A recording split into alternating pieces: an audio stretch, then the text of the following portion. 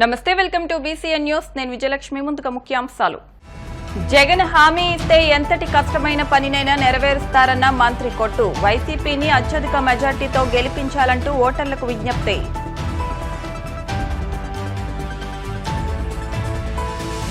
పవన్ కళ్యాణ్ తీరుపై ముద్రగడ పద్మనాభం విమర్శల దాడి. సినిమాల్లోనే కానీ రాజకీయాల్లో నటించవద్దంటూ హితవు.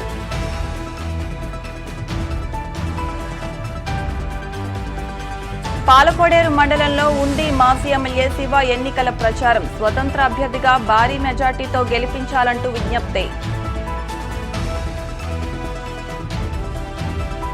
మంగళగిరి నియోజకవర్గంలో నారా బ్రాహ్మణి ఎన్నికల ప్రచారం. కార్మికుల సమస్యలు తెలుసుకుంటూ కూటమిని గెలిపించాలంటూ విజ్ఞప్తి.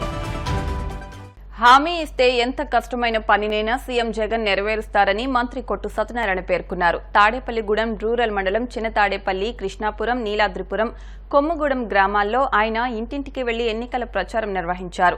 ఆయనతో పాటు మాజీ MLA Eli Nani, అప్సడా vice chairman వడ్డీ రఘురాం నాయుడు పాల్గొని ఇంటింటికి వెళ్లి వైసీపీ ఎమ్మెల్యే అభ్యర్థి కొట్టు సత్యనారాయణ, ఎంపీ అభ్యర్థి గూడూరు ఉమాబాలకు ఓట్లు వేసి గెలిపించాలని కోరారు. సీఎం జగన్మోహన్ రెడ్డి అమలు చేసిన సంక్షేమ పథకాలు, నూతనంగా విడుదల చేసిన మేనిఫెస్టో వైసీపీని అత్యధిక మెజార్టీతో గెలిపిస్తుందని ధీమా వ్యక్తం చేశారు. ఈ కార్యక్రమంలో AMC chairman Sampath Kumar, YCP నాయకులు, కార్యకర్తలు తదితరులు పాల్గొన్నారు. ప్రధానమైన కారణం రేపు వచ్చే మే నెల 11వ తారీఖున జరగబోతున్న ఎన్నికల్లో రాష్ట్ర అసెంబ్లీకి తాడేపల్లిగూడెం నియోజకవర్గం నుంచి వైఎస్ఆర్ కాంగ్రెస్ పార్టీ మీద పోటీ చేస్తున్న నాకు ఫ్యాన్ గుర్తు మీద ఓటేసి గెలిపించాలని మిమ్మల్ని ప్రేరేపిన కోరడానికి మేము ముందుకు వచ్చాను. మనకి 2 ఓట్లు ఇస్తారు. 2 ఓట్లు కూడా ఫ్యాన్ గుర్తు మీద వేసి ఇద్దరిని కూడా గెలిపించాలని, జగన్మోహన్ రెడ్డి గారి నాయకత్వాన్ని సమర్థించాలని మీ అందరినీ పేరు పేరున కోరి ప్రార్థిస్తాం. మన ఎన్నికల సందర్భంగా ఒక విషయాన్ని కూలంకషంగా ఆలోచించవలసిన అవసరం ఉంది. ఈ రాష్ట్ర ప్రజలు జగన్మోహన్ రెడ్డి గారిని నమ్మి 2019లో అధికారం అప్పచెప్పడం జరిగింది. ఎన్నికలకు ముందు జగన్మోహన్ రెడ్డి గారు నవరత్నాల పేరుతోటి ప్రజలకి హామీలు ఇవ్వడం జరిగింది. ఆనాడు జగన్మోహన్ రెడ్డి సంక్షేమ పథకాలు పేరుతోటి రాష్ట్రాన్ని అప్పులు పాలు చేస్తుందన్న వ్యక్తులు ఇవాళ సూపర్ 6 అంట, పూర్తి రిచ్ అంట, సంపద సృష్టి అంట, రకరకాల పేరు చెప్తున్నాడు చంద్రబాబు నాయుడు. 14 సంవత్సరాలు ముఖ్యమంత్రి చేసావు. నీకు సంపద సృష్టించే విద్య, లేకపోతే రస విద్య అనేవాడు, బంగారం తయారు చేసే విద్య. ఇవాళ నువ్వు చంద్రబాబు నాయుడికి సంపద సృష్టించే విద్య తెలిసినప్పుడు 14 సంవత్సరాలు ముఖ్యమంత్రి గారిని ఏం సంపద సృష్టించావు చెప్పను? రాష్ట్రంలో చిమ్మికిలు చేయడానికి, ప్రజల్ని మోసం చేయడానికి అలవాటు పడిపోయిన చంద్రబాబు నాయుడు జనాన్ని విపరీతంగా మోసం చేయడానికి సిద్ధపడిపోతుంటే దానికి సోదరుడు బాగా ఉపయోగపడిపోతుంది. ఇతర స్వార్థం స్వభావం కొంత ఉంది దాంట్లో. దాన్ని అడ్డుపెట్టుకుని మొదలుపెట్టే కార్యక్రమాలన్నీ పవన్ కళ్యాణ్ తో చేపిస్తున్నాడు. ఇవాళ మీరు కిష్టపడలో వాలంటీర్స్ ఉన్నారు. ఎవరండి వాలంటీర్స్? దయచేసి తెలుగుతారా? మీ ఇళ్ళ పట్ల ఇళ్ళ మధ్యలో ఉన్న పిల్లలే కదా. దయచేసి ఇటువంటి విషయాలు ఈ ప్రజలంతా మా చంద్రబాబు నాయుడు పవన్ కళ్యాణ్ తో మాట్లాడించి ప్రజలందరూ కూడా పవన్ కళ్యాణ్ అసహించుకునేలాగా చేస్తున్నది ఎవరు? చంద్రబాబు నాయుడు. మనోడు కూడా కొంచెం బుర్ర ఉండాలి కదా. ఇటువంటి విషయాలు నేను మాట్లాడితే ఎవరు మనం బాధపడేది మన పిల్లలే కదా, మన మధ్యలో ఉన్న మన పిల్లలే అనే ఆలోచన ఉండాలిగా. ఏది రాసిస్తే అది సినిమాలో చదివేటి వినా ఓకే. మీరు పవన్ కళ్యాణ్ మీకు బాగా నచ్చుతాడు, మీరు పవన్ కళ్యాణ్ ఓటేస్తారు. ఎవరికి వేసినట్టు మీరు వేసిన ఓటు? పవన్ కళ్యాణ్ ముఖ్యమంత్రి అవుతాడా? పవన్ కళ్యాణ్ ఉప ముఖ్యమంత్రి అవుతాడా? 21 సీట్లు ఇచ్చితే దానికి సై అన్నాడు. దాంట్లో 10 మంది తెలుగుదేశం అభ్యర్థులు నిలబెట్లా సై అన్నాడు. 2019 నుంచి 24 వరకు ఉన్న పరిపాలన ఒకసారి బెరీ చేయండి. 2014 నుంచి 2019 వరకు జరిగిన 5 ఏళ్ల పరిపాలన బెరీ చేయండి. ఇవాళ పవన్ కళ్యాణ్ అదే కూటమి ఇవాళ మళ్ళీ కలిపి పోటీ చేస్తుంది. వాళ్ళ దగ్గర నుంచి ఏమి ఆశిస్తారో, ఏం మోసం మాటలు మాట్లాడతారో మీరు గమనించండి. మోసపోవటానికి మాత్రం సిద్ధపడద్దు. దయచేసి మోసాలు గ్రహించండి. మళ్ళీ జగన్మోహన్ రెడ్డి గారిని సమర్థిస్తే మనకి ఇదే పరిపాలన ఇలాగే కొనసాగుతుంది. పవన్ కళ్యాణ్ సినిమాల్లో నటించాలని, రాజకీయాల్లో కాదని కాపు ఉద్యమ నేత ముద్రగడ పద్మనాభం మండిపడ్డారు. ఈ మేరకు ఆయన మీడియాతో మాట్లాడుతూ విషయంపై అవగాహన లేక, తెలుసుకునే ఖాళీ లేక నోటికి ఏదొస్తే అదే పవన్ మాట్లాడుతున్నారని ఆయన ఎద్దేవా చేశారు. తుని రైలు దహనం జరిగినప్పుడు నీ పక్కన ఉన్న నెహ్రూ వైసీపీలోనే ఉన్నాడనే విషయం తెలుసుకోవాలన్నారు. రైలు ఘటనకు చంద్రబాబే కారణమని, తనను తీహార్ జైలుకు పంపాలని ప్రయత్నం చేస్తున్నారని అన్నారు. వైసీపీ కాపు ఎమ్మెల్యేలను తిట్టడానికి పవన్ కి హక్కు లేదని, కాపు ఉద్యమానికి ఎప్పుడూ మద్దతు ఇవ్వలేదన్నారు. పిఠాపురంలో పవన్ ను ఓడించడమే తన ఉద్దేశమని, ఎమ్మెల్యే పదవి కోసం హైదరాబాద్ నుంచి ఇక్కడికి వచ్చారంటూ ఎద్దేవా చేశారు. పరిటాల రవి గారు వచ్చిన తర్వాత దానకాండ కూడా ముఖ్య కారకులు చంద్రబాబు నాయుడు గారు. వారిని చంపుతారని తెలిసి అదే రోజు పార్టీ అన్ని జిల్లాల్లో పార్టీ మీటింగ్ పెట్టారండి. దానకాండకి అందుబాటులో ఉంటారు అందరూ అని చెప్పేసి ఆ రోజు చేయించిన పెద్ద మనిషి అండి. అలాగే రంగా గారు హత్య పథకం వేశారని చెప్పేసి ఈ మధ్య ఎర్రరామజోగి గారు పదే చెప్తా ఉన్నారు.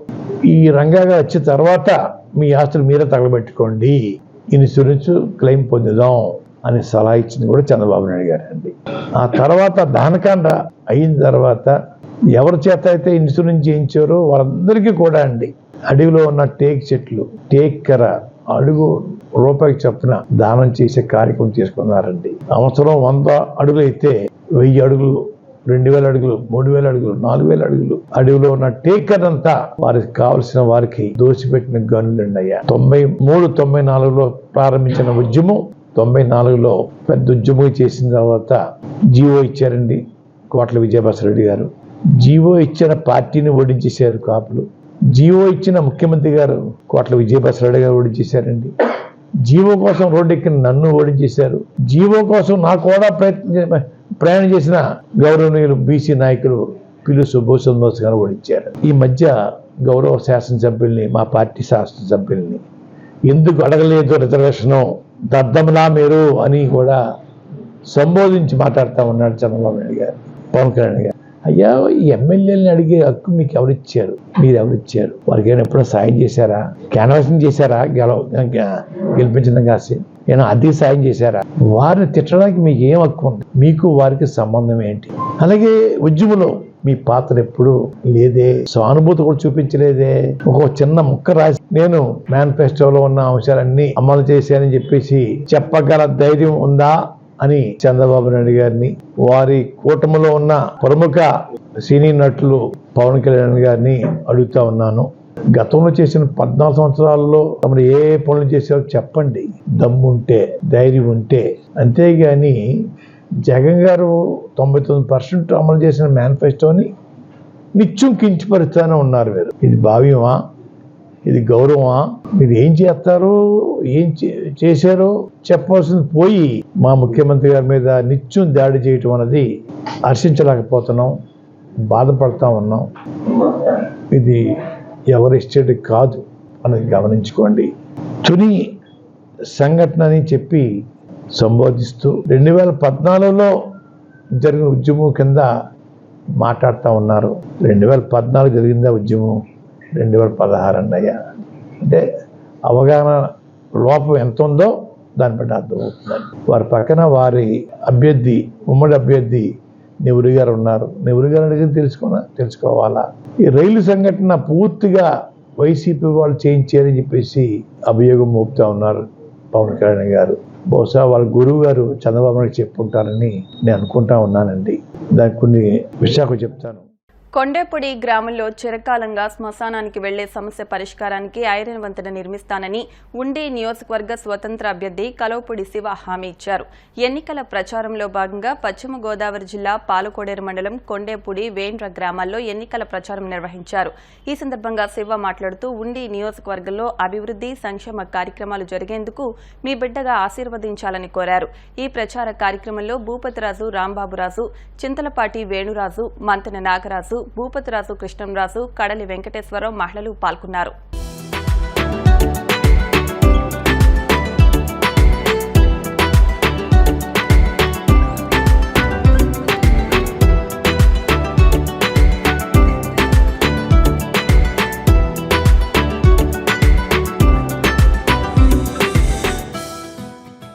మన కొండేపూడి గ్రామం మన ఉండి నియోజకవర్గంలో ఈశాన్యంలో ఉంది.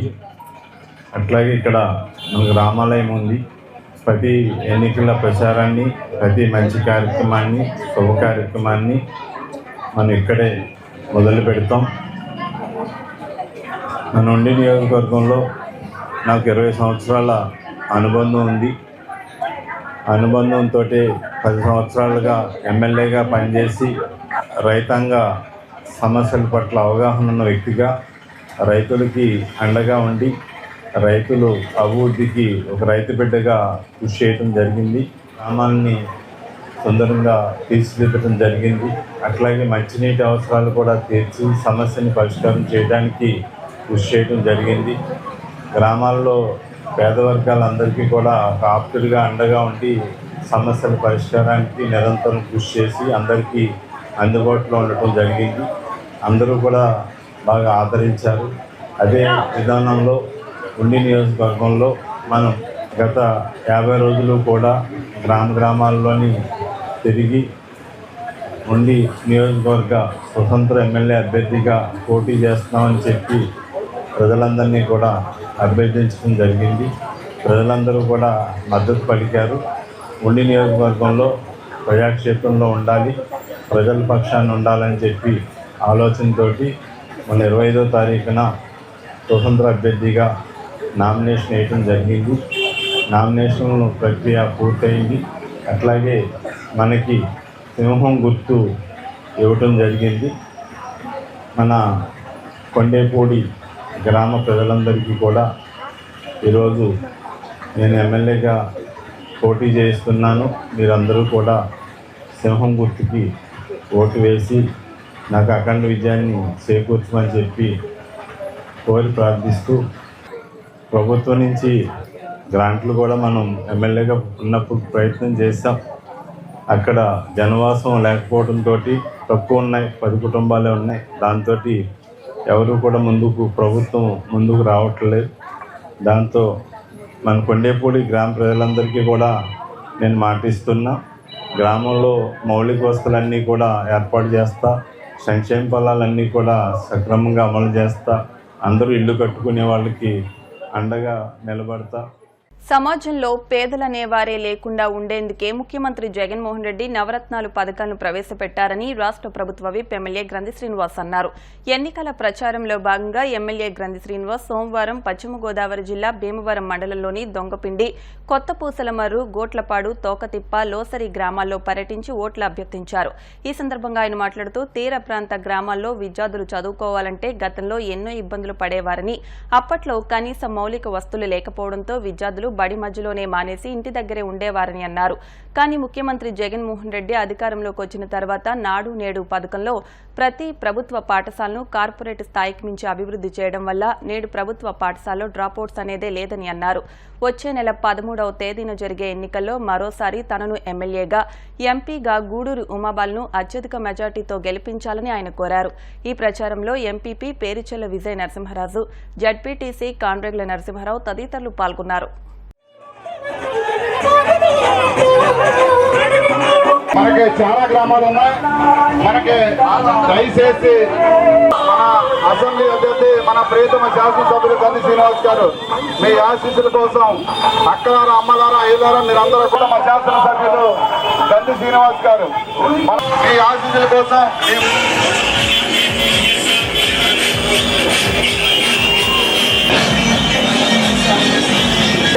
మీ ముందుకు వచ్చారు. మన ప్రియతమ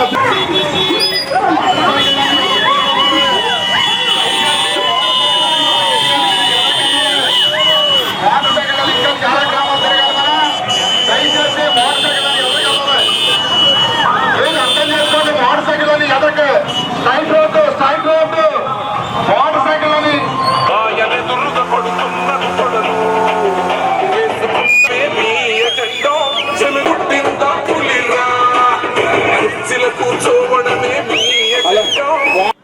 దొంగపడి నుంచి గంధి శ్రీనివాస్ మన ఎమ్మెల్యే అభ్యర్థి, వైసీపీ అభ్యర్థి గంధి శ్రీనివాస్ గారు క్యాన్వాస్గా రావడం జరిగింది.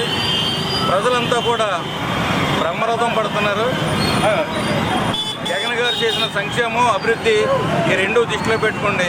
ప్రతి ఒక్కరూ కూడా మళ్ళీ రెండు ఓట్లు పేన గుర్తు వేయడానికి సిద్ధంగా ఉన్నారు. మళ్ళీ భీమవరం నియోజకవర్గంలో గంధిసేన గారు అఖండ మెజారిటీతో నెగ్గుతారని చెప్పేసి ఈ సందర్భంగా తెలియజేస్తున్నారు. ఇప్పుడు కాసేపు ప్రకటనలు.